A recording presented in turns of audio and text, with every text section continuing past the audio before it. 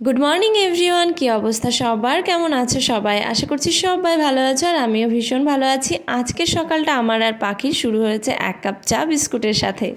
আমি বাচ্চাদের সাথে থাকলে কিন্তু একদমই বাচ্চাদের মতো হয়ে যাই। আর রাত্রিবেলায় দুজন মিলে এত গল্প করেছি, গল্প করতে করতেই অনেক রাত্রি হয়ে গেছিলো ঘুমোতে। আর তারপর সকালবেলায় উঠেই দেখি 7টা বেজে গেছে। তো চা বিস্কুট খাওয়ার পরে দুজনে একটু পড়তে বসেছিলাম। তো পড়া তো সেই রকমই হয়েছে। তারপরে একটা ডায়েরি পাই, সেই ডায়েরিটা আবার তোমার দাদা ভাইয়ের আমার জন্য লেখা প্রচুর কবিতা ছিল। আর সেগুলোই ওকে একটু পড়ে পড়ে শোনাচ্ছিলাম। আমারও বেশ ভালো লাগছিল, অনেক দিন পর সেই ডায়েরিটা খুঁজে পেয়েছি। আর সেই কবিতাগুলো দেখে আমার ভীষণ ভালো লাগছিল। তো যাই হোক, আর যাই বলো, বাড়িতে মানুষজন না থাকলে কিন্তু একদমই কাজ থাকে না। সেই জন্য আমাদের তেমন কোনো কাজই ছিল না সকালবেলায়, আর তার জন্য এইরকম আড্ডা দিচ্ছিলাম। তো যাই হোক, স্নান ধান করে এবার রান্নায় চলে এসেছি। আমার ফাঁকিবাজি রান্নার একটু ভিডিও তোমাদেরকে আজকে দেখাই। যেহেতু আমি রান্না ভিডিও খুবই কম দিই, একদমই দিই না বললেই চলে, তো আজকে তোমাদের সাথে একটু শেয়ার করতে চাই। তো চলো, আমি প্রথমে কিন্তু একজনের রান্না, আর আমার হাঁড়িটা দেখেছো কত বড়। ভাত বসিয়েছি আর এখানে কিন্তু বেগুন ভাজা করছে। আর আমার খুব শর্টকাটে রান্না করতে ভীষণ ভালো লাগে, যেটা একদমই খুব সহজেই হবে। রান্নার প্রতি বেশ কিছু সময় দিতে একদমই ভালো লাগে না। আর তারপরে এদিকে কিছু সবজি কেটে নিতে, চলো এই সবজি রান্নাটাই তোমাদের দেখিয়ে দিই।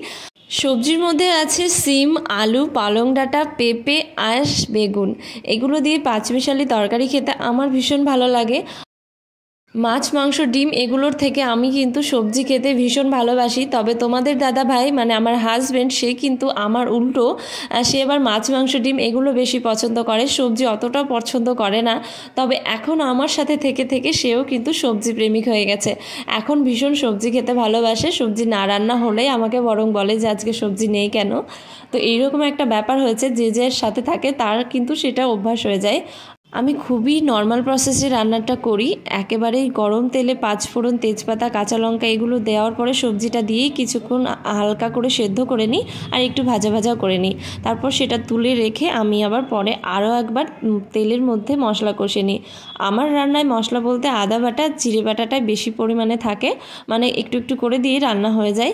অন্য কোনো মশলা একদমই দিই না। আর পেঁয়াজ রসুন এত এই সবজিতে যাই না, আমার ভীষণ খারাপ লাগে, খেতে ভালো লাগে না, টেস্টটাই পাই না তাই মনে হয়। তাই শুধু আদা বাটা, জিরে বাটা দিয়ে রান্নাটা করে ফেলেছি। আর ফাইনালি আমার রান্নাটা কিন্তু একদম কমপ্লিট হয়ে গেছে, একটু শুকনো রয়েছে। তো এইরকম খেতে আমার ভীষণ ভালো লাগে। আর কিছুই রান্না করব না, একার জন্য আর কি রান্না করব। এরকম ভিডিওতে একটা তোমরা দেখেছো আমার রিল ভিডিওতে অবশ্যই। তো এই হচ্ছে আমার আজকে রান্না, আর এটাই তোমাদের সাথে শেয়ার করলাম। ভিডিওটা সবার কেমন লাগলো অবশ্যই কমেন্টে জানিও। দেখা হবে নেক্সট ভিডিওতে। ভালো থাকবেন সকলের জন্য অনেক শুভকামনা রইল। ধন্যবাদ সকলকে ভিডিওটা দেখার জন্য।